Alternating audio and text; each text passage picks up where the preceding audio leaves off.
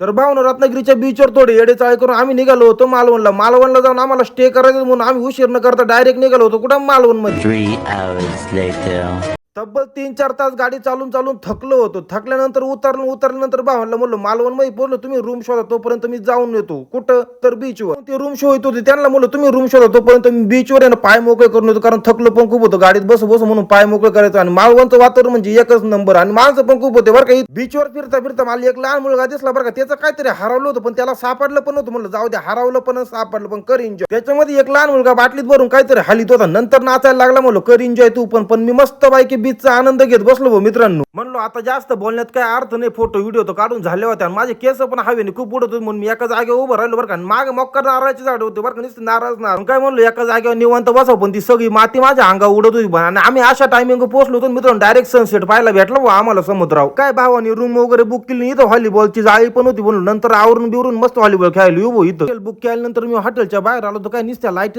होत्या, नुसतं जागा मागन मला बघा. म्हणलो आता करा एन्जॉय. त्या हॉटेलमध्ये गर्दी पण नव्हती बरं का, फक्त आम्हीच होतो. म्हणलो आयला आता मज्जाच सगळं हॉटेलच आपला आहे. मोक्कर थकलो होतो मग या समुद्र किनारा अशा जोक्या जोयला आनंदच काहीतरी वेगळा राहतो मित्रांनो. आवरल्यानंतर मोक्कर भूक लागली होती, मग काय बसलो जेवायला. मालवण मध्ये आल्यानंतर मासं नाही खाल्लं म्हणजे विशेष नाही, फिश थाळी माहिती मोक्कर मासे खाल्ले बोम्या. जेवण केल्यानंतर मस्त पैकी समुद्र किनारा चालायला लागलो. आणि आता आमचा पुढचा ब्लॉग कुठं आहे ते पाहण्यासाठी मला नक्की फॉलो करा बरं का मित्रांनो.